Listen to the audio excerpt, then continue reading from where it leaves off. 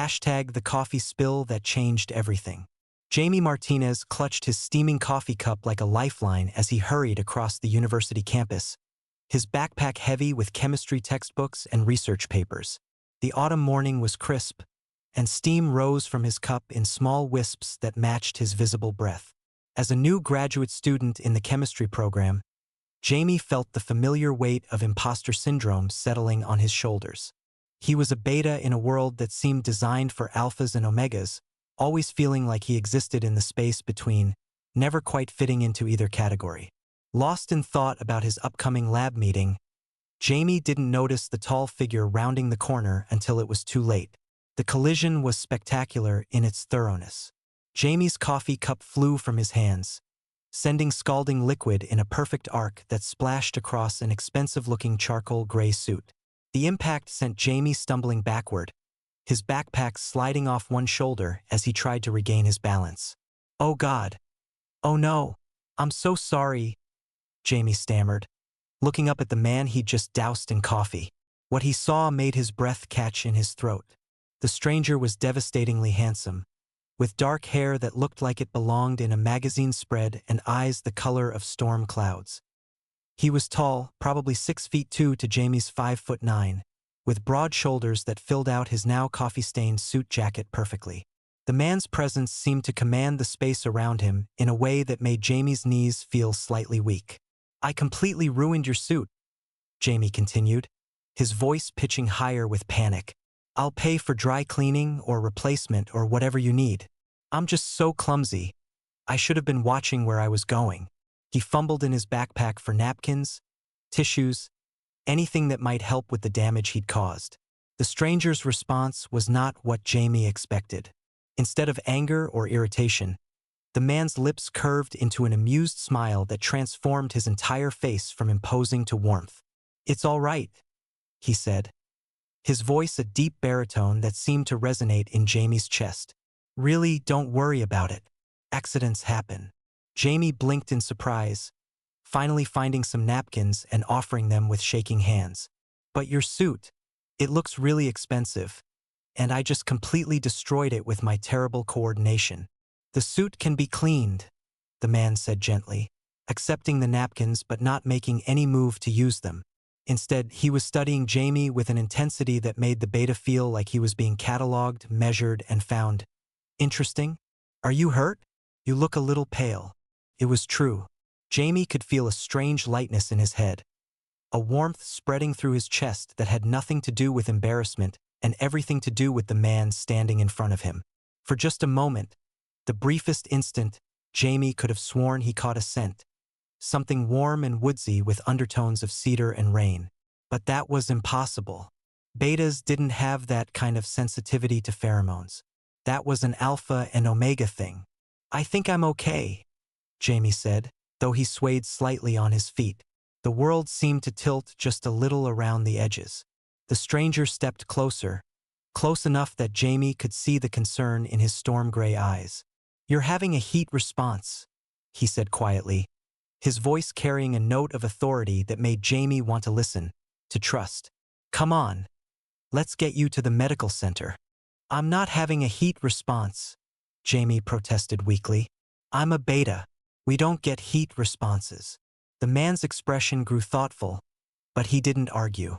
Instead, he placed a gentle hand on Jamie's elbow, steadying him. "Medical center first, questions later. Can you walk?" Jamie nodded, though he wasn't entirely sure it was true.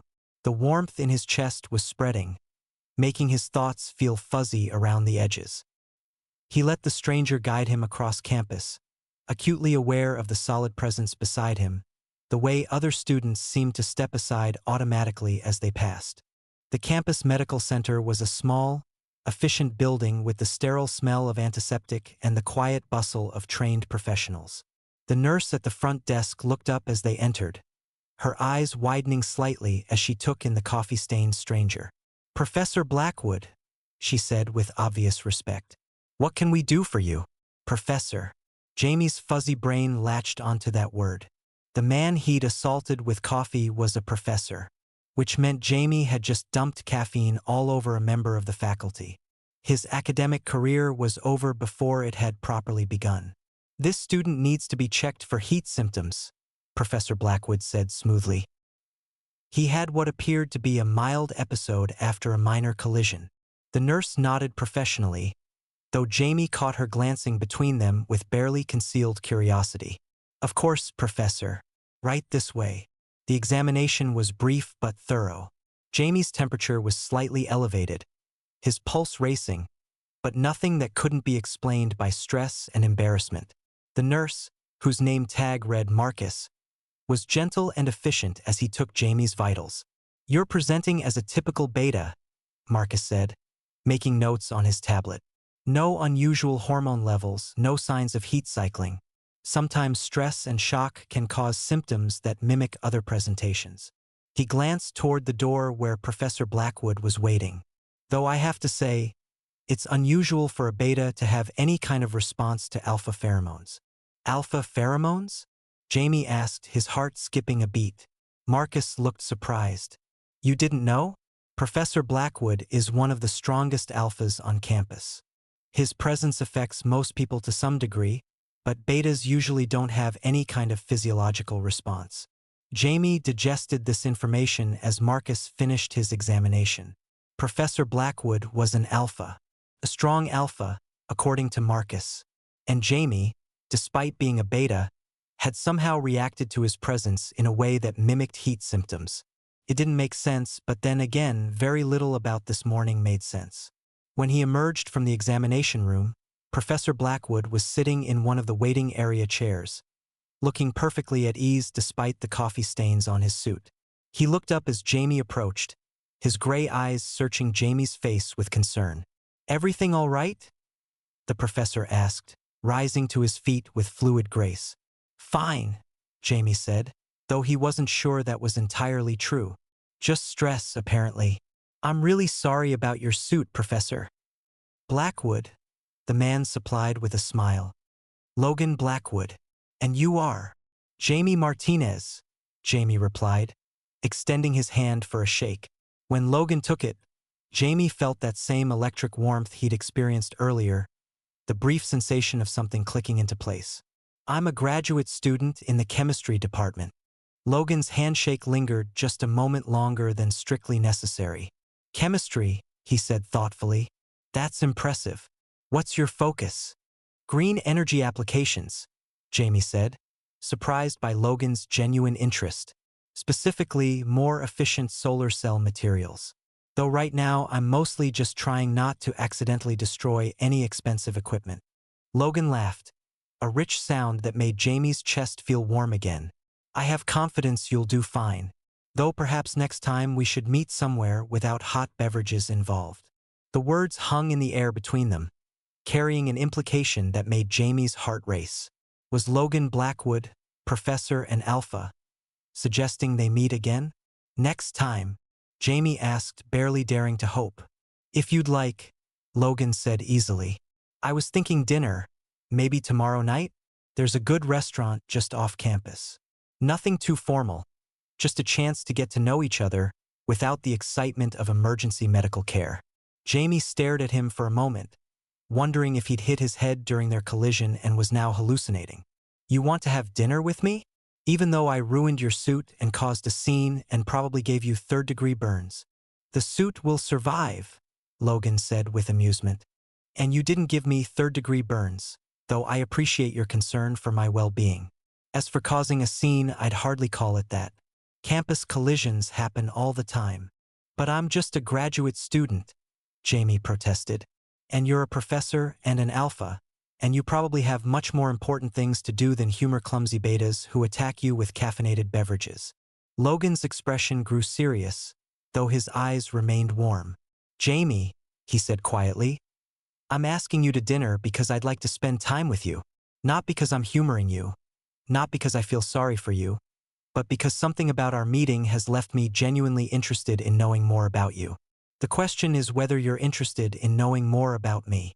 Jamie looked into Logan's storm-gray eyes and felt something settle in his chest, like a puzzle piece finding its proper place.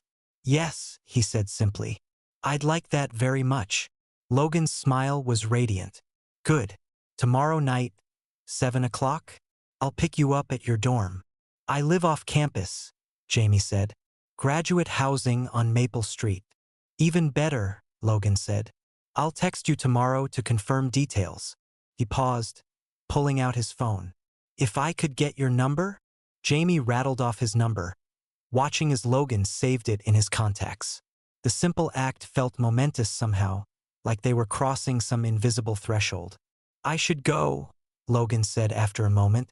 I have a faculty meeting in 20 minutes, and I should probably change out of this suit first. Of course, Jamie said. And again, I'm really sorry about the coffee. Don't be, Logan said firmly. It was the best accident that's happened to me in years. With that, he was gone, leaving Jamie standing in the medical center lobby with his heart racing and his mind spinning. Marcus emerged from behind the front desk, his expression knowing. Professor Blackwood asked you out, didn't he? The nurse said with a grin. Jamie nodded mutely. Lucky you, Marcus said. He's something of a campus legend. Brilliant professor, successful businessman, and gorgeous enough to stop traffic. Plus, he's never shown interest in dating anyone from the university before. Never, Jamie asked, surprised. Never, Marcus confirmed. Believe me, plenty of people have tried. There's a whole group of Omegas who've been attempting to catch his attention for years. You must have made quite an impression. Jamie walked back to his dorm in a daze, replaying every moment of his encounter with Logan. The coffee spill, the strange heat response, the way Logan had looked at him like he was something precious and unexpected. It didn't make sense. Jamie was a beta, unremarkable in most ways, focused on his studies and his research. He wasn't the type of person who caught the attention of legendary professors and successful alphas.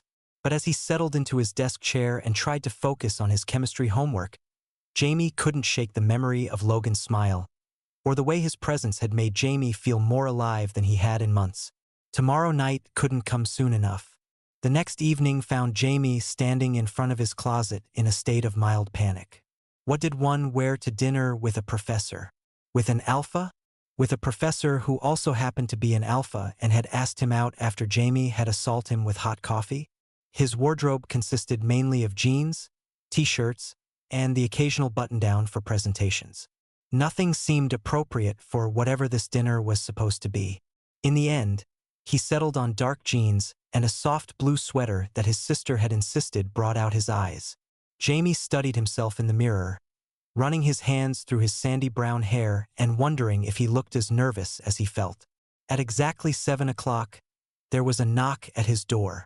Logan stood on his doorstep looking effortlessly elegant in dark slacks and a deep green sweater that emphasized his broad shoulders. His hair was slightly mussed, as if he'd been running his fingers through it, and his smile was warm and genuine. "Hi," Logan said simply. "Hi," Jamie replied, suddenly feeling tongue-tied. "You look great." "So do you," Logan said, his eyes traveling over Jamie with obvious appreciation. Ready to go? The restaurant Logan had chosen was a small Italian place with dim lighting and intimate booths. It was the kind of place that felt cozy rather than pretentious, where the focus was clearly on good food and conversation rather than being seen. Logan had obviously put thought into the choice, and Jamie felt some of his nervousness ease as they were seated in a corner booth that afforded them privacy. "So," Logan said after they'd ordered wine and studied the menu, "tell me about green energy applications. What got you interested in that field?" Jamie launched into an explanation of his research, surprised by how easy it was to talk to Logan. The professor listened with genuine interest, asking intelligent questions that showed he was actually paying attention rather than just being polite. As Jamie talked about solar cell efficiency and sustainable materials, he found himself relaxing, his natural enthusiasm for his subject overriding his nervousness. "It sounds like you're working on something that could really make a difference," Logan said when Jamie finished explaining his current project. "That must be incredibly fulfilling." "It is," Jamie agreed. "Though some days I feel like I'm barely keeping my head above water. Graduate school is intense, and sometimes I wonder if I'm really cut out for it." "Imposter syndrome," Logan said knowingly. I remember feeling the same way during my PhD program. The thing is, the people who worry about whether they belong are usually the ones who most deserve to be there. What did you study for your PhD? Jamie asked, curious about Logan's background. Finance, Logan said. Specifically, sustainable investment strategies. I wanted to understand how to direct capital toward projects that would actually benefit the environment and society rather than just generate short-term profits. Jamie blinked in surprise. You're a finance professor? I somehow assumed you were in literature or history or something traditionally academic. Logan laughed. No, I'm firmly in the business school.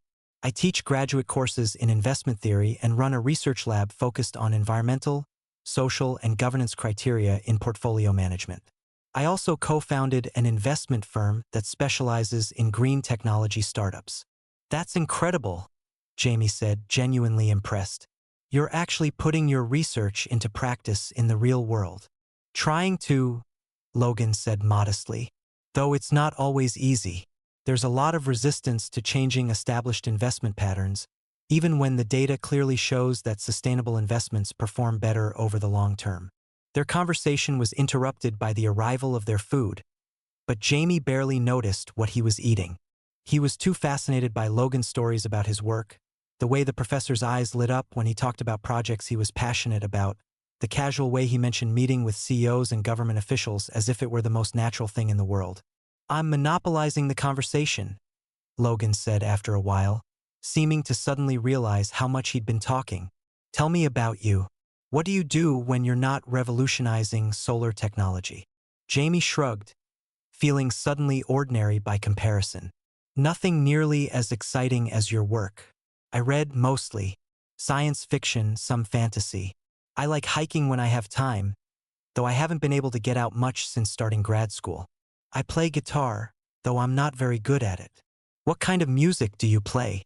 Logan asked, leaning forward with interest. Mostly folk rock, some indie stuff. I write songs sometimes, though they're probably terrible.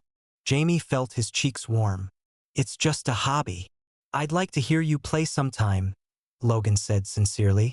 I play piano myself, though I'm rusty. Maybe we could play together.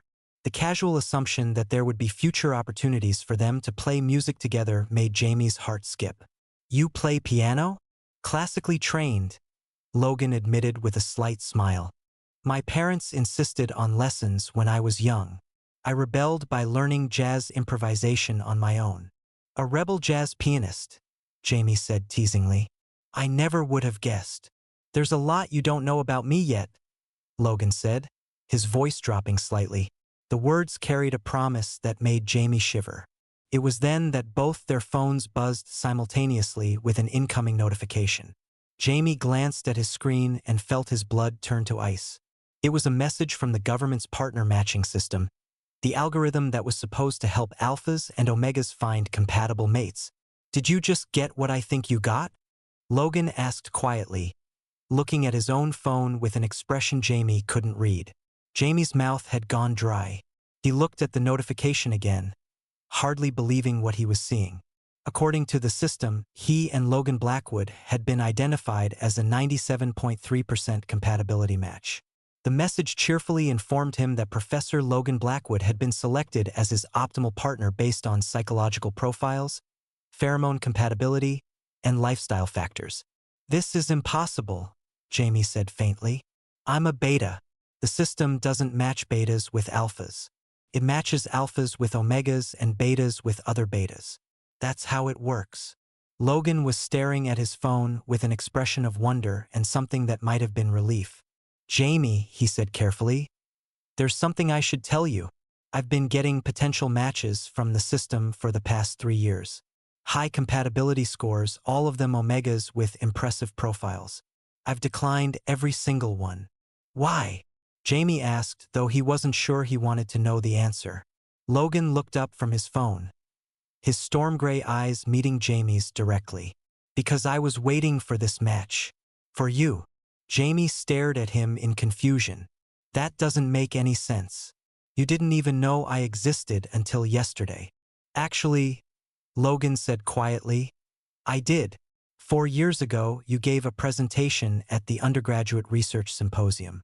You were a senior presenting on polymer chemistry applications. I was there as a faculty judge." He paused, his expression growing soft with memory. "You were brilliant, passionate about your work, completely unpretentious. You wore this terrible tie with little beakers on it and kept pushing your glasses up your nose when you got excited. I remember thinking that if I ever met someone like you again, someone who could make chemistry sound like poetry, I want to get to know them better." Jamie's mind reeled. Logan had remembered him from a presentation 4 years ago. "But you never said anything." "You were an undergraduate," Logan said simply. "I was a professor. It wouldn't have been appropriate. But I never forgot you, Jamie. When I started getting matched with potential partners, I kept hoping the system would eventually identify you. I was beginning to think it never would." "So you turned down matches with other people because you were waiting for me?" Jamie asked, still trying to process this information.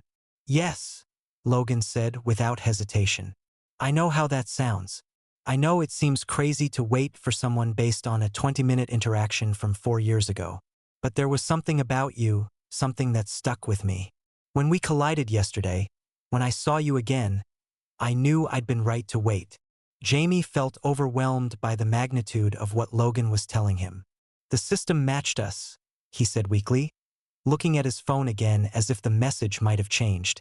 "It did," Logan confirmed. "The question is, what do you want to do about it?" Before Jamie could answer, their server appeared to refill their wine glasses, breaking the intensity of the moment. Jamie used the interruption to try to collect his scattered thoughts. Logan had been waiting for him. The supposedly infallible government matching system had paired a beta with an alpha, something that wasn't supposed to happen.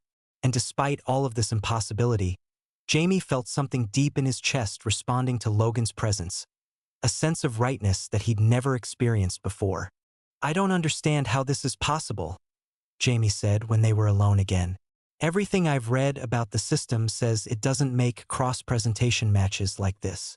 Alphas get matched with omegas, betas with betas. The algorithm is supposed to be based on biological compatibility." Logan nodded thoughtfully. "That's what everyone believes, yes. But I think the system might be more sophisticated than the public documentation suggests. Maybe it's not just looking at presentation status.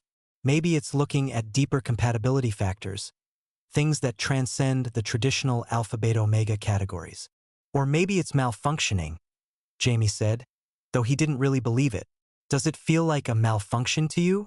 Logan asked quietly. "Because it doesn't to me. Being here with you, talking with you, it feels like the most natural thing in the world." Jamie had to admit that Logan was right.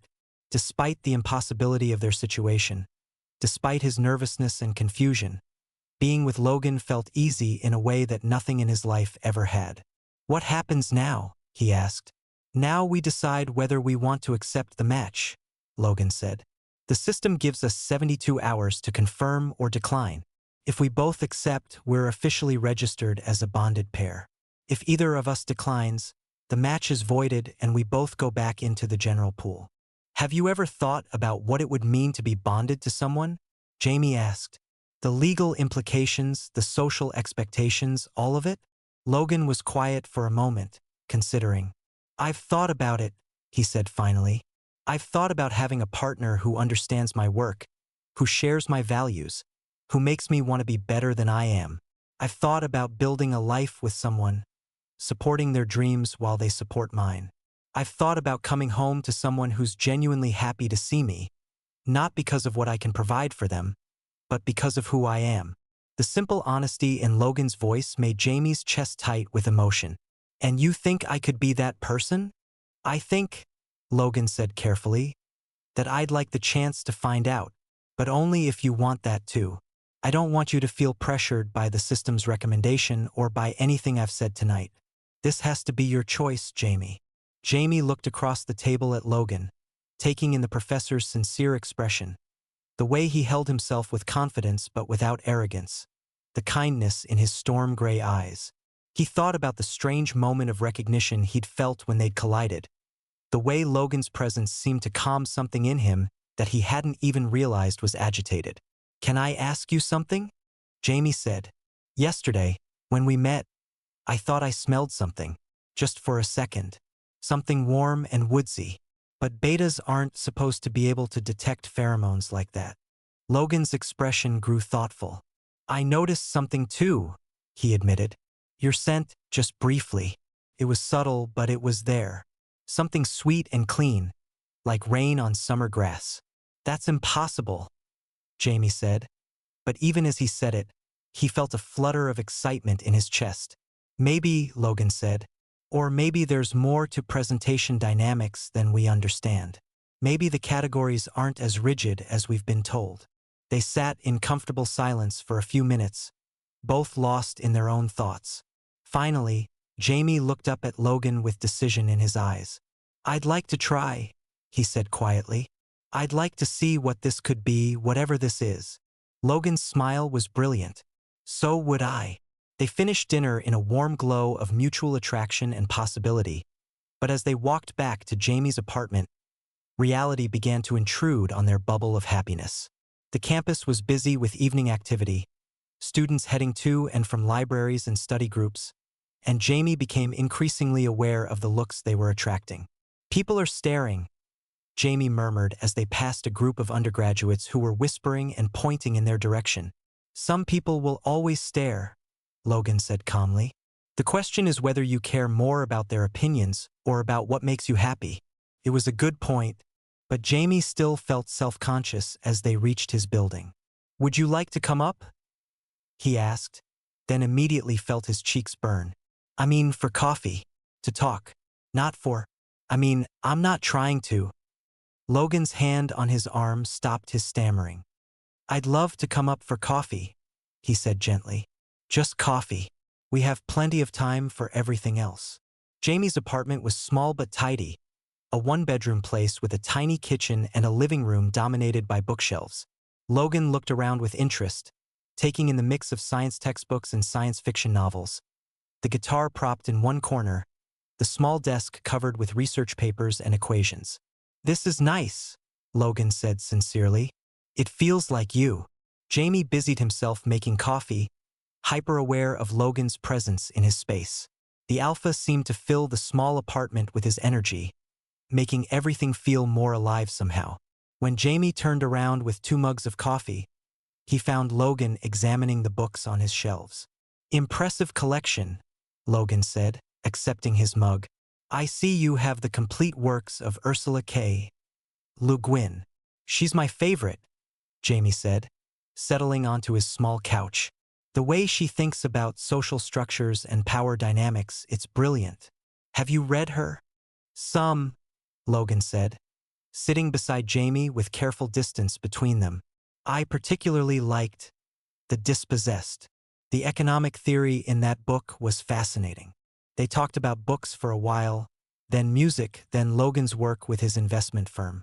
The conversation flowed easily, punctuated by comfortable silences and the occasional brush of hands when they reached for their coffee mugs at the same time. Each touch sent a small electric thrill through Jamie, reminding him of the strange attraction he felt to this man who was supposed to be all wrong for him. "I should go," Logan said eventually, glancing at his watch. "It's getting late, and I have an early meeting tomorrow." Jamie felt a stab of disappointment, but he nodded. "Of course. Thank you for dinner, and for all of this." Logan stood, then paused, turning back to face Jamie. "Can I see you again soon? Not necessarily a formal date, just spending time together." "I'd like that," Jamie said, standing as well. "Tomorrow's Friday. Are you free this weekend? Saturday afternoon?" Logan suggested. "There's a farmer's market downtown. We could walk around, maybe grab lunch." "That sounds perfect," Jamie said, walking Logan to the door. They stood in the doorway for a moment, the air between them charged with possibility. Logan reached out slowly, giving Jamie plenty of time to pull away, and cupped his face gently with one hand. "Is this okay?" Logan asked quietly. Jamie nodded, not trusting his voice. Logan leaned down slowly, pressing a soft, careful kiss to Jamie's lips. It was gentle, respectful, but Jamie felt it all the way to his toes. When they broke apart, Logan rested his forehead against Jamie's for a moment. "Good night, Jamie," Logan said softly. "Good night," Jamie whispered back. After Logan left, Jamie leaned against his door with his heart racing. He touched his lips where Logan had kissed him, still feeling the electric warmth of the contact. This was really happening. A renowned professor, a successful businessman, an alpha who could have anyone he wanted, had chosen Jamie.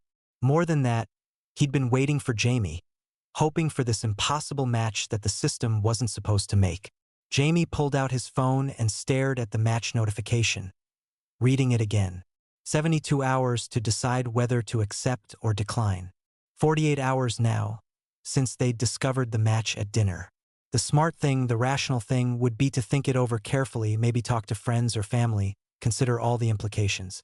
But as Jamie got ready for bed, he found himself thinking about the way Logan had looked at him across the dinner table, the careful way he'd asked permission before kissing him, the 4 years he'd spent declining other matches while hoping for this one.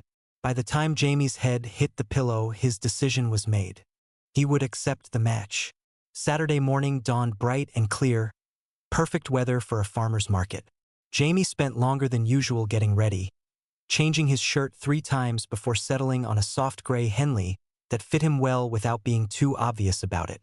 He was nervous in a way that had nothing to do with the weather and everything to do with the text he'd sent Logan at midnight the night before. "I want to accept the match. Do you?" Logan's response had come within minutes. Yes, absolutely yes. They'd agreed to submit their acceptances together, both of them confirming the match at the same time. It felt momentous, like they were crossing a threshold into something new and unknown. Jamie had barely slept, his mind spinning with possibilities and questions, and the memory of Logan's gentle kiss. The farmer's market was bustling with weekend shoppers, families browsing fresh produce and artisanal goods under white canvas tents. Jamie spotted Logan immediately, despite the crowd. The professor was standing near the entrance, looking casually elegant in jeans and a soft brown sweater that brought out the gold flecks in his storm gray eyes. "Hi," Jamie said as he approached, suddenly feeling shy. "Hi yourself," Logan replied with a warm smile. "Ready to explore?" They wandered through the market together, sampling fresh fruit and locally made cheese, talking with vendors about their products, laughing at a particularly aggressive sales pitch from a man selling what he claimed were life-changing energy crystals. Logan bought a small bouquet of late-season flowers from an elderly woman who insisted on giving them extra stems for such a lovely couple. "She assumes we're together," Jamie said as they walked away, holding the flowers Logan had handed him. "Are we?" Logan asked quietly. "Together, I mean?" Jamie considered the question. They'd known each other for less than 48 hours, but something about being with Logan felt like coming home. "I think we might be," he said carefully. Logan's smile was radiant. "Good. I was hoping you'd say that." They found a bench in a small park adjacent to the market and sat down to eat the lunch they'd assembled from various vendors. Crusty bread, soft cheese, apple cider, and small containers of locally made soup. The October air was crisp but not cold, perfect for eating outdoors. "Can I ask you something?" Jamie said as they shared the bread and cheese. "About the match system. You said you'd been declining matches for 3 years. Were they all high compatibility scores?" Logan nodded. "All in the 80s and 90s. The system was very confident about each of them. Good matches on paper, successful omegas with complementary interests and values. I'm sure they were lovely people. But you turned them all down because you were waiting for me?" Jamie still couldn't quite believe it. "I turned them down because none of them felt right," Logan said carefully. "I kept thinking about you, about that presentation you gave, about the way you lit up when you talked about your research. I couldn't get interested in anyone else." Jamie felt warmth spread through his chest. "That seems like a big risk. What if the system never matched us? What if I'd accepted a match with someone else in the meantime?" Logan was quiet for a moment, watching a family of ducks paddle across a small pond near their bench. "I would have respected that," he said finally. "I would have been disappointed, but I would have respected your choice." but I had a feeling, I don't know how to explain it. I just had a feeling that if I waited, if I was patient, something would work out. And something did, Jamie said softly. Something did, Logan agreed, turning to smile at him. The most beautiful something I could have imagined. They spent the rest of the afternoon walking through the park, talking about everything and nothing. Logan told Jamie about his investment firm, the startups they funded, the difficulty of convincing traditional investors to take risks on unproven green technologies. Jamie shared more about his research, his hopes for his thesis project, his dreams of working for a company that was actually making a difference in the fight against climate change. Have you thought about entrepreneurship? Logan asked as they sat by the pond, watching the late afternoon light dance on the water. Starting your own company to commercialize your research? Jamie shook his head. I wouldn't even know where to begin. I'm a scientist, not a businessman. You could learn the business side, Logan said thoughtfully, or partner with someone who already knows it. The most successful green tech companies are founded by teams with both technical and business expertise. Are you suggesting I should consider starting a company? Jamie asked, amused by the idea. I'm suggesting you shouldn't limit yourself to thinking about traditional career paths, Logan said. You have brilliant ideas and genuine passion for your work. Those are the most important ingredients for success. Everything else can be learned or partnered for. It was a perspective Jamie had never considered before, but coming from Logan, it didn't seem impossible. The professor had a way of making big dreams feel achievable, of suggesting possibilities that Jamie would never have imagined on his own. As the sun began to set, they made their way back toward campus, taking the long route that wound through the older residential neighborhoods surrounding the university. The streets were lined with mature trees just beginning to turn autumn colors, and the houses were an eclectic mix of architectural styles that spoke to the area's history as faculty housing. Do you live around here? Jamie asked as they passed a particularly beautiful Victorian house with a wraparound porch. About 6 blocks from here, Logan said. I bought a place when I started at the university. Nothing as grand as these old houses, but it suits me. Have you always wanted to live near campus? Jamie asked. Some professors prefer to keep their work and personal lives separate. Logan shrugged. I like being part of the university community. I like being able to walk to work, to run into students and colleagues at the grocery store, to feel connected to the place where I spend most of my time. It was another small insight into Logan's character, his preference for connection over isolation, for integration over compartmentalization.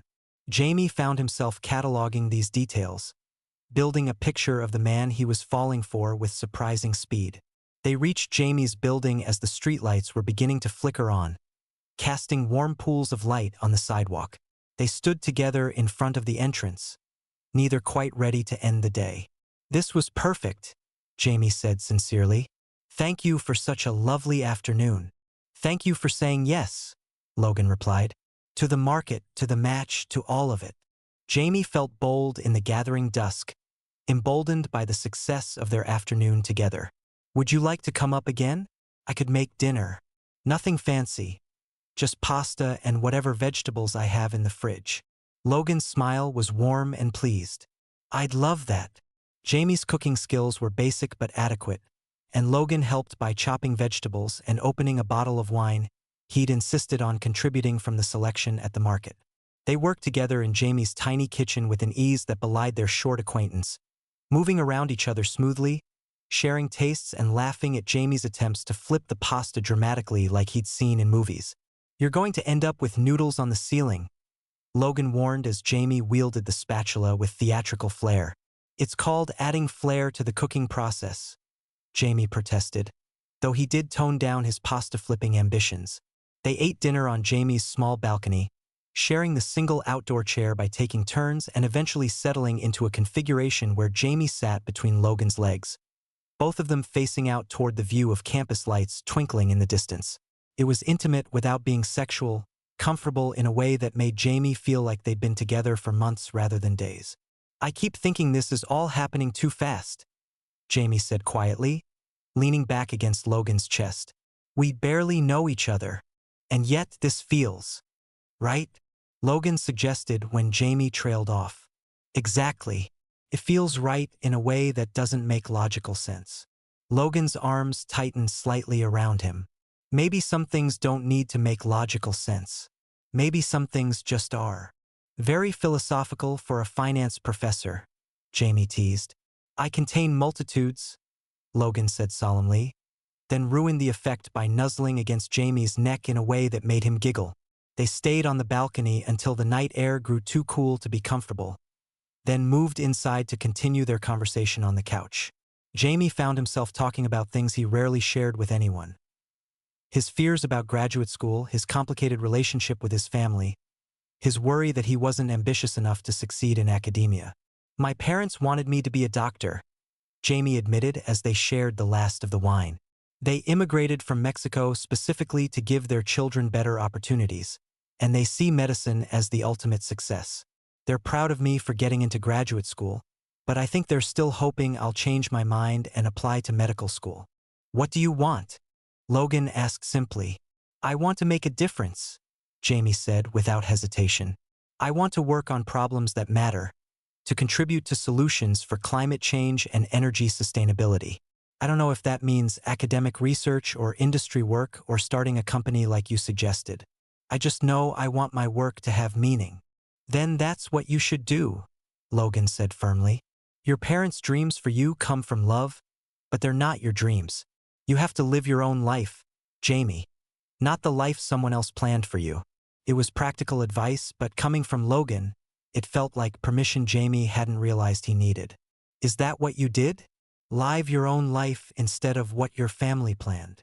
Logan laughed softly. My family planned for me to take over the family business.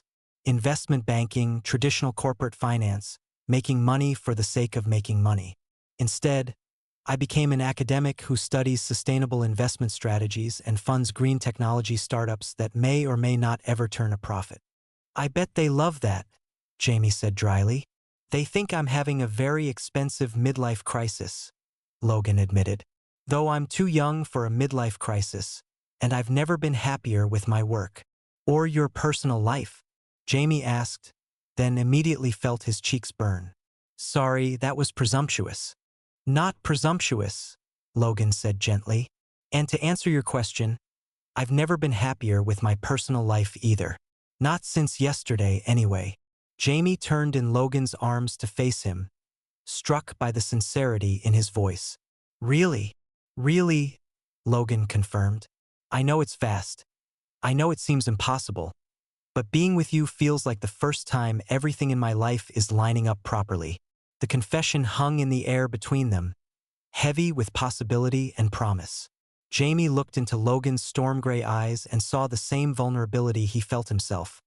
The same hope mixed with disbelief that something this good could be real. I feel the same way, Jamie whispered. It scares me how much I feel the same way. Logan cupped Jamie's face gently, exactly as he had the night before.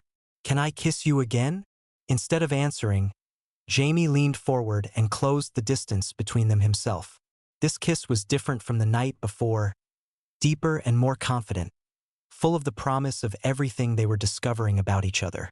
Logan's arms came around him, pulling him closer, and Jamie let himself melt into the embrace with a sense of coming home. When they finally broke apart, both breathing heavily, Logan rested his forehead against Jamie's. We should probably slow down, he said, though his voice suggested it was the last thing he wanted to do. Probably, Jamie agreed, though he made no move to put distance between them. We have time. All the time in the world, Logan murmured, pressing a soft kiss to Jamie's temple. They spent the rest of the evening curled together on the couch, talking and kissing and simply enjoying each other's presence. When Logan finally left around midnight, Jamie felt like his entire world had shifted on its axis. In the space of 2 days, he'd gone from a lonely graduate student focused only on his research to someone who was falling in love with impossible speed. As he got ready for bed, Jamie caught sight of himself in the bathroom mirror and was surprised by what he saw. His eyes were bright, his skin flushed with happiness, his entire face lit up in a way he'd never seen before. This was what contentment looked like, he realized. This was what it felt like to be exactly where you belonged. His phone buzzed with a text from Logan. "Sweet dreams, Jamie. Thank you for the most perfect day." Jamie typed back, "Thank you for making it perfect. Sleep well." As he settled into bed, Jamie thought about the match notification still waiting for their final confirmation. 72 hours had seemed like an eternity when they'd first received it, but now Jamie couldn't imagine needing any more time to decide. Tomorrow, they would officially accept the match and become a bonded pair in the eyes of the law and society. It should have been terrifying. Instead, it felt like the most natural thing in the world. Sunday morning brought the first real test of their budding relationship in the form of campus scrutiny. Jamie had agreed to meet Logan for brunch at the student union, and as they walked across campus together, Jamie became acutely aware of the stares and whispers that followed them. "Is that Professor Blackwood with a student?" he heard one undergraduate whisper to her friend. "Isn't that kind of inappropriate?" another voice asked. "I heard he's never dated anyone from the university before," someone else said. "Wonder what makes this one special." Jamie felt his cheeks burn with embarrassment and something approaching shame. Logan seemed to sense his discomfort, moving closer and speaking quietly. "Ignore them," Logan said firmly. "People will always talk. The question is whether you're going to let their opinions dictate your choices." "Easy for you to say," Jamie muttered. "You're not the one they're calling inappropriate." Logan stopped walking, turning to face Jamie directly. "Actually, they are calling me inappropriate. I'm the professor in this scenario, remember? I'm the one with the power imbalance, the one who should know better. If anyone's going to be judged harshly for this, it's me." Jamie felt some of his defensive anger deflate. "I hadn't thought about it that way. The thing is," Logan continued, "I don't care what they think. What we have is legal, ethical, and based on mutual attraction between two consenting adults. You're not my student. I have no authority over your academic career, and we met through a complete accident. There's nothing inappropriate about any of this except in the minds of people who think they know better than we do what's good for us." It was a fair point, but Jamie still felt self-conscious as they entered the student union and found a table in the busy brunch area. The conversations around them seemed to quiet slightly as they sat down, and Jamie was hyper-aware of every glance in their direction. "This is harder than I thought it would be," Jamie admitted as they waited for their food to arrive. "What specifically?" Logan asked. "The attention or something else?" Jamie considered the question. "I think it's the feeling that everyone's waiting for me to prove I deserve to be with you. Like I need to justify why someone like you would be interested in someone like me." Logan's expression grew serious. "Jamie, I need you to understand something. You don't owe anyone an explanation for your choices, and you certainly don't need to prove you deserve love and happiness. The people who matter will be happy for you. The people who aren't happy for you don't matter." "But what if they're right?" Jamie asked quietly. "What if this is all moving too fast? What if we're making a mistake? What if I'm not ready for this kind of relationship?" Logan reached across the table and took Jamie's hand, ignoring the interested looks from nearby tables. "Then we figure it out together. That's what partners do, Jamie. They support each other through doubts and fears and uncertainties. They don't have to be perfect or have all the answers. They just have to be willing to try." The simple truth of Logan's words hit Jamie like a revelation. He'd been so focused on whether he was good enough, smart enough, worthy enough, that he'd forgotten the most important question. Did he want to try? And the answer to that was unquestionably yes. "I want to try," Jamie said firmly, squeezing Logan's hand. "I want to try with you." Logan's smile was brilliant. "Good, because I want to try with you too." Their food arrived, breaking the intensity of the moment, but Jamie felt something settle in his chest. Let people stare. Let them whisper and speculate and judge. He was falling in love with an incredible man who seemed to feel the same way about him, and that was worth any amount of social scrutiny. As if to test his resolve, a familiar voice interrupted their meal. "Well, well, Professor Blackwood and his new pet project." Jamie looked up to see Derek Hoffman, an Omega from his chemistry program who had always treated Jamie with barely concealed disdain. Derek was everything Jamie wasn't. Confident, socially connected, effortlessly attractive in the way that made alphas trip over themselves to get his attention. "Derek," Jamie said carefully. "How are you?" "I'm fascinated," Derek said, sliding uninvited into an empty chair at their table. "I mean, I heard the rumors, but I had to see it for myself.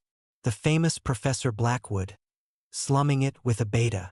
Logan's expression had gone ice cold, but his voice remained perfectly polite. "I don't believe we've been introduced."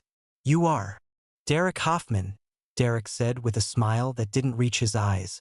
"I'm in the chemistry program with little Jamie here. Though I have to say, I never thought he was your type, Professor. I would have expected someone with a bit more presence." "I prefer intelligence over presence," Logan said smoothly. "But then, perhaps that's a difference in taste." Derek's smile faltered slightly. "Of course, intelligence is important, though I imagine there are other factors that matter in a relationship. Compatibility, social standing, the ability to keep up with someone of your caliber." "Derek," Jamie said quietly, "please don't do this." "Do what?" Derek asked innocently. "I'm just making conversation. I'm sure Professor Blackwood appreciates honesty. After all, wouldn't you want to know if you were making a mistake?" Logan leaned forward slightly, his alpha presence suddenly filling the space around their table in a way that made Derek instinctively lean back. "The only mistake I see here," Logan said quietly, "is your assumption that you have any right to comment on my personal choices. Jamie is my partner, and I'd appreciate it if you treated him with the respect he deserves." "Partner?" Derek's eyes widened. "You mean you've actually matched? The system paired a beta with an alpha?" "The system matched two people who are perfect for each other," Logan said firmly. "Presentation status is irrelevant." Derek looked between them with something approaching disbelief. "This is incredible. Do you have any idea what people are going to say? The precedent this sets? Alphas are supposed to be with omegas. That's how the system works, that's how society functions. You can't just decide to ignore biology because you have some kind of fetish for. That's enough." Logan's voice carried such authority that conversations at nearby tables actually stopped. "You will not speak about Jamie that way, you will not comment on our relationship, and you will leave our table immediately. Do I make myself clear?" Derek's face had gone pale, his omega instincts responding to Logan's alpha command despite his obvious desire to continue the confrontation. "This isn't over," he said as he stood up, his voice shaking slightly. "People need to know what's happening here.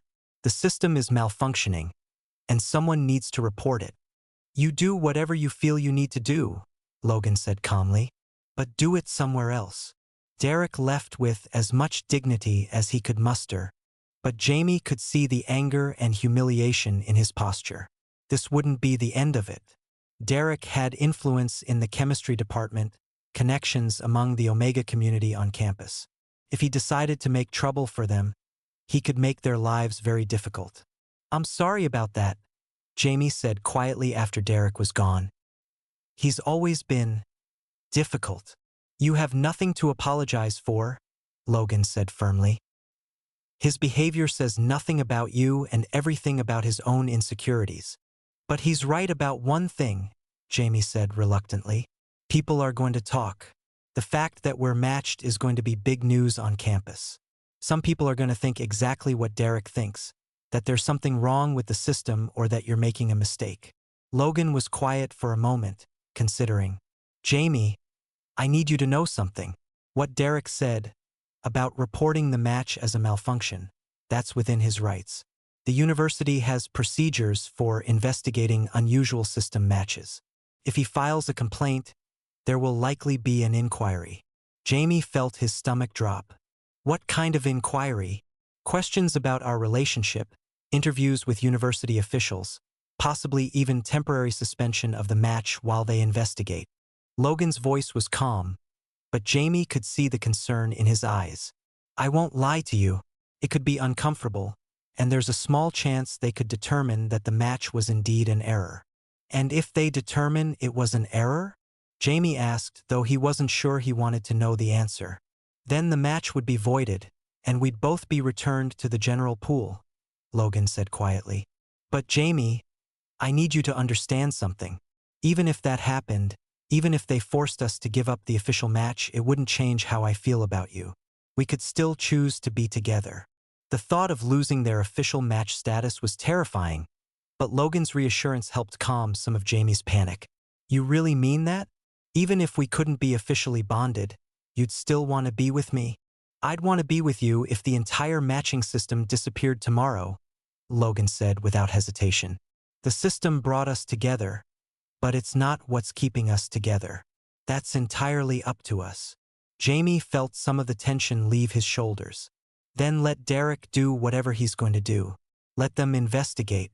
We know what we have is real. Logan's smile was proud and warm. Yes, we do. They finished their meal in relative peace, though Jamie noticed more whispered conversations and pointed looks than usual. Word was already spreading about their unusual match, and Jamie suspected things would get more complicated before they got easier. As they walked back across campus, Logan seemed to come to a decision. Jamie, there's something I want to show you. Something I've been saving for the right moment.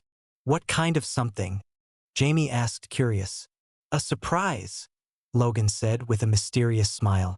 Are you free this afternoon? For you? Always. Logan led him off campus and through the residential neighborhood where Logan lived, eventually stopping in front of a charming craftsman-style house with a deep front porch and mature landscaping. The house was painted a warm sage green with white trim, and there were hints of a garden visible in the backyard. This is your place? Jamie asked, impressed. It's beautiful. Thank you, Logan said, pulling out his keys. But that's not the surprise. Come inside. The interior of the house was just as charming as the exterior, with hardwood floors, built-in bookshelves, and large windows that let in plenty of natural light. Logan led Jamie through the living room and kitchen to a room at the back of the house that took Jamie's breath away. It was clearly meant to be a home office, but Logan had transformed it into something extraordinary.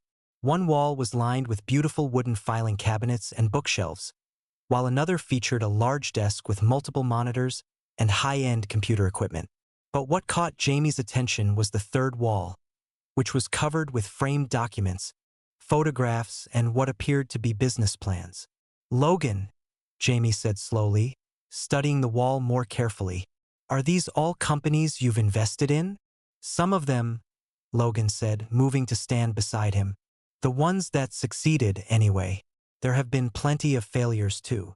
Jamie read the company names and descriptions with growing amazement.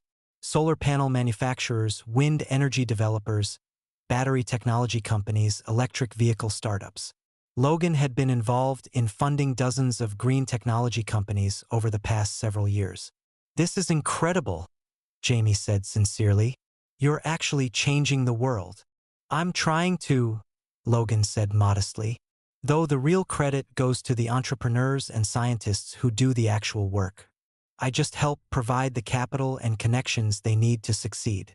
Jamie continued studying the wall, and one document in particular caught his attention. It was a business plan for a company called Solar Tech Innovations, and the technology description sounded remarkably similar to Jamie's own research. Logan, Jamie said carefully, this company, Solar Tech Innovations, what happened to them? Logan's expression grew regretful. They had brilliant technology, potentially revolutionary advances in solar cell efficiency, but they struggled with the business side of things. The founder was a brilliant scientist but had no experience with manufacturing, marketing, distribution. They burned through their initial funding and couldn't attract additional investors. So they failed. They're in the process of shutting down, Logan said sadly, which is a shame because their technology really could make a difference. If they'd had the right business support, the right strategic partnerships, they might have succeeded. Jamie stared at the business plan, his mind racing. The technology described was similar to his own research, but not identical.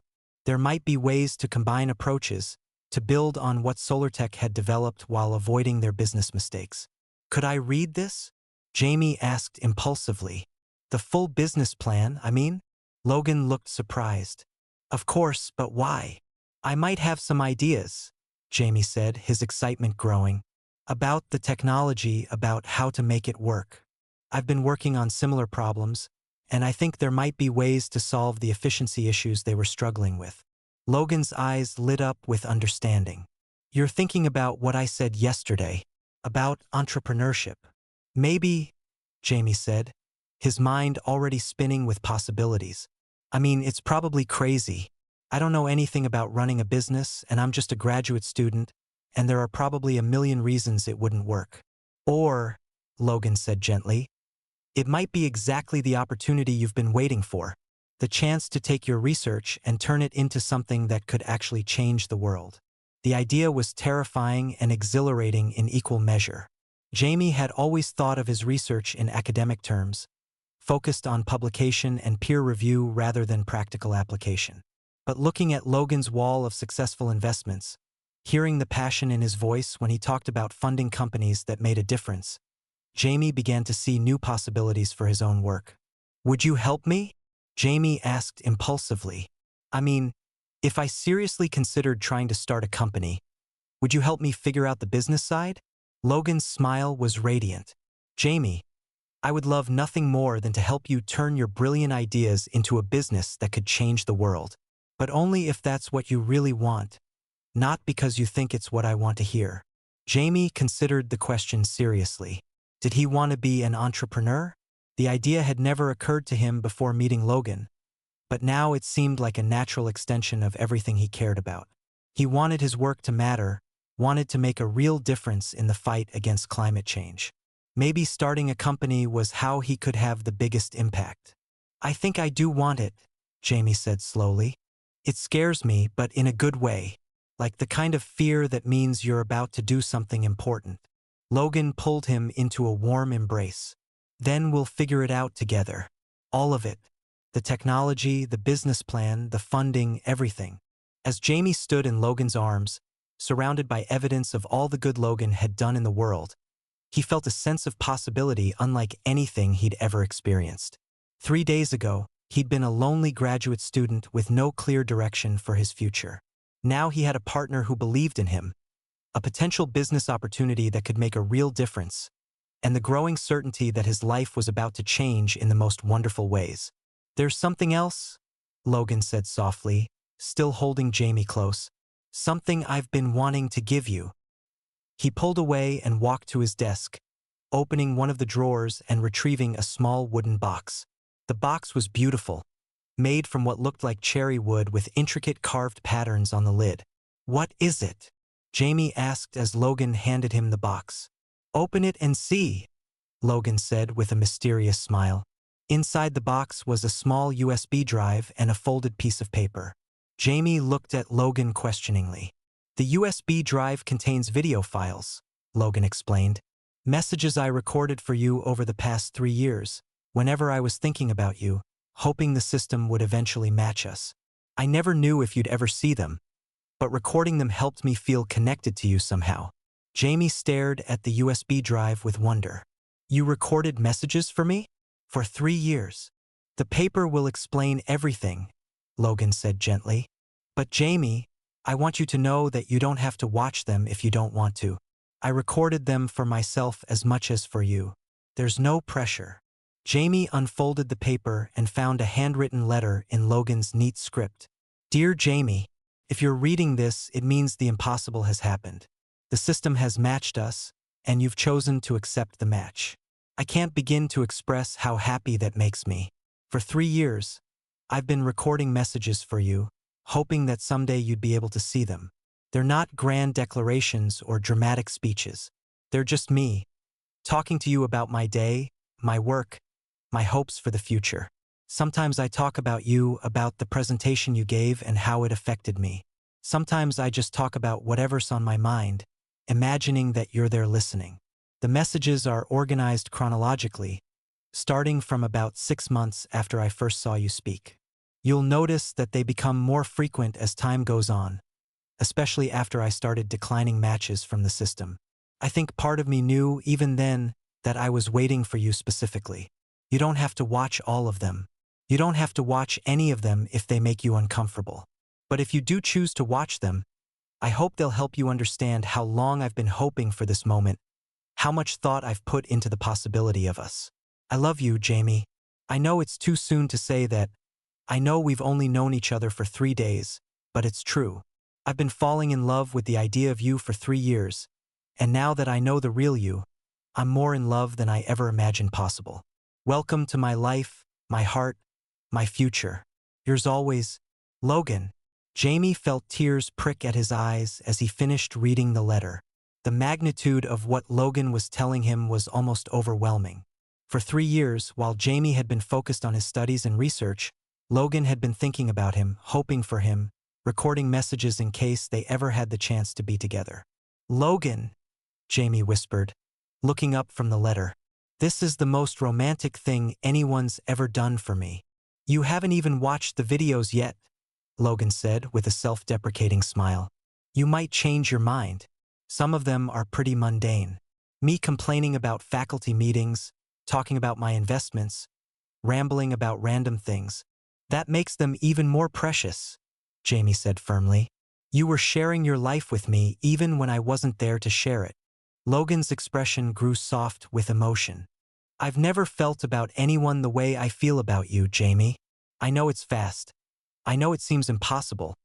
But what we have feels like everything I've been waiting for my entire life. I feel the same way, Jamie said, clutching the wooden box to his chest. I love you too, Logan. I know it's crazy. I know it's too soon, but I love you. The words hung in the air between them, the first time either of them had said them directly. Logan's face lit up with joy and relief, as if he'd been holding his breath waiting for Jamie's response. Really? Logan asked softly. Really? Jamie confirmed. I love your intelligence, your passion for your work, the way you make me feel like I can do anything. I love how patient you are with my fears and doubts, how you see possibilities in me that I've never seen in myself. I love that you waited for me, that you hoped for me, that you recorded 3 years' worth of messages just in case we ever had the chance to be together. Logan crossed the room in 2 quick strides and pulled Jamie into a kiss that was deeper and more passionate than any they'd shared before. Jamie melted into it, the wooden box still clutched in one hand while his other arm came up to wrap around Logan's neck. When they finally broke apart, both breathing heavily, Logan rested his forehead against Jamie's. Will you stay tonight? He asked quietly. Not for anything physical, just stay with me. I want to wake up with you here. Yes, Jamie said without hesitation. I want that too. They spent the evening on Logan's couch, Jamie's laptop open as they researched the failed solar tech company and discussed the potential for building on their work. Logan showed Jamie some of the other companies in his portfolio, explaining how they'd overcome various challenges and grown into successful businesses. The key, Logan explained as they looked at the business plan for a successful wind energy company, is having a clear value proposition and understanding your market. SolarTech had brilliant technology, but they never clearly articulated why their approach was better than existing solutions, or who specifically would want to buy their products. So if I were to pursue this, Jamie said thoughtfully, I'd need to be very clear about what makes my approach different and better, and who would be most likely to adopt it. Exactly, Logan said. And you'd need to think about manufacturing costs, distribution channels, regulatory requirements, all the practical aspects of bringing a product to market. It was a lot to consider, but Jamie found himself getting excited about the possibilities rather than overwhelmed by the challenges. Having Logan's expertise and guidance made the whole enterprise seem achievable rather than impossible. They eventually moved to Logan's bedroom, where Jamie borrowed one of Logan's t-shirts to sleep in. The shirt was too big for him, hanging nearly to his knees, but it smelled like Logan and made Jamie feel enveloped in his partner's presence. You look good in my clothes, Logan said with obvious appreciation as Jamie emerged from the bathroom. Your shirt is practically a dress on me, Jamie protested, though he was pleased by Logan's reaction. I like it, Logan said firmly. I like seeing you in my space, wearing my clothes, looking like you belong here. I feel like I belong here, Jamie admitted as they settled into Logan's king-sized bed. Is that weird? We've known each other for 3 days, but being here with you feels like the most natural thing in the world. Not weird at all, Logan said, pulling Jamie close against his side. It feels exactly right to me too. They lay together in the dark, talking quietly about their hopes and fears, their plans for the future, the strange miracle of finding each other. Jamie felt safe and cherished in Logan's arms, more content than he'd ever been in his life. Logan, Jamie said softly as they were drifting off to sleep. I want to watch the videos tomorrow. All of them. Logan's arms tightened around him. Are you sure? Some of them are pretty boring. I'm sure, Jamie said firmly. I want to know everything about how you were feeling, what you were thinking, how you imagined our life together. I want to share all of it with you, even the parts that happened before we met. Okay? Logan said softly, pressing a kiss to the top of Jamie's head. Tomorrow we'll watch them together. Jamie fell asleep feeling more loved and secure than he'd ever thought possible, the wooden box with Logan's messages safe on the nightstand beside him. Tomorrow they would explore 3 years of Logan's hopes and dreams. Tomorrow they would start planning a business that could change the world. Tomorrow they would take another step forward in building a life together. But tonight, it was enough to be here, in Logan's arms, knowing that they'd found each other against all odds and that whatever challenges lay ahead, they would face them together. Monday morning brought the first real test of their newfound happiness in the form of an official letter from the university. Jamie found it slipped under his apartment door when he returned home to change clothes before his morning classes, and the formal university letterhead made his stomach clench with apprehension. Dear Mr. Martinez, the letter began, the University Office of Student Affairs has received a formal complaint regarding your recent matching status with Professor Logan Blackwood. As per university policy regarding unusual system matches, we are required to conduct a preliminary investigation to ensure all protocols have been followed correctly. Please report to the Office of Student Affairs at 2 p.m. today for an initial interview. Failure to comply with this request may result in immediate suspension of your match status pending further review. Jamie's hands were shaking by the time he finished reading. Derek had followed through on his threat, and now the university was officially investigating their relationship. Jamie immediately called Logan, who answered on the first ring. I got a letter too, Logan said without preamble. My interview is at 3 p.m. Jamie, I need you to know that this is just a formality. The system doesn't make mistakes, and there's nothing inappropriate about our relationship. They'll ask some questions, review the documentation, and confirm that everything is legitimate. But what if they don't? Jamie asked, hearing the panic in his own voice. What if they decide the match was an error? What if they separate us? Then we fight it, Logan said firmly. And if we lose the fight, we stay together anyway. An official match is nice to have, but it's not what makes a relationship real. Our choice to be together is what makes it real. Jamie took a deep breath, trying to calm his racing heart.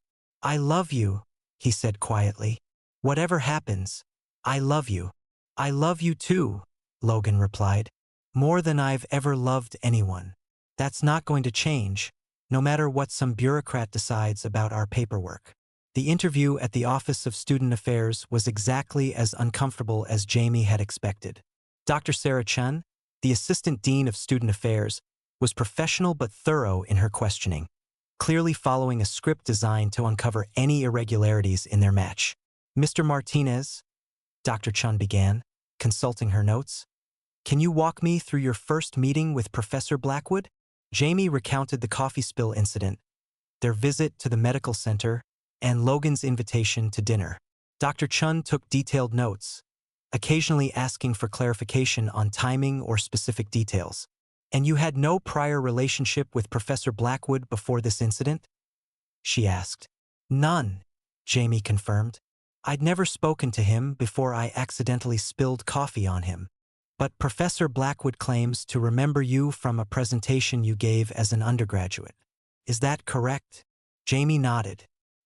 He attended the undergraduate research symposium 4 years ago and remembered my presentation. But we didn't interact at the time. I had no idea he was there or that he remembered me. Dr. Chun made more notes. And when you received the match notification, what was your reaction? Surprise, Jamie said honestly. I thought there had been some kind of mistake. Betas don't usually get matched with alphas. Yet you chose to accept the match anyway? After talking with Logan and spending time with him, yes, we're compatible in ways that go beyond presentation status. The questioning continued for another hour, covering everything from their current living arrangements to their plans for the future. Dr. Chun was particularly interested in the timeline of their relationship and any potential power imbalances between a professor and a graduate student. Professor Blackwood has no authority over your academic program. Is that correct? She asked. That's correct, Jamie confirmed. He's in the business school, I'm in chemistry. Our departments don't interact, and he has no influence over my grades or academic standing. And you feel no pressure to maintain this relationship due to his status at the university? Jamie looked Dr. Chun directly in the eyes. The only pressure I feel is the pressure to be worthy of someone as amazing as Logan. But that comes from me, not from him. He's never made me feel like I owe him anything or that my academic future depends on our relationship. Dr. Chun finished her notes and closed the file. Thank you for your cooperation, Mr. Martinez. We'll be reviewing all the information we've gathered and will notify you of our decision within 1 week. And until then? Jamie asked. Until then, your match status remains active but under review. You're free to continue your relationship, but any official bonding ceremonies or legal commitments should be postponed until the investigation is complete. Jamie left the interview feeling drained and worried. A week felt like an eternity when his entire future with Logan hung in the balance. He walked across campus to meet Logan at his office, needing the comfort of his partner's presence.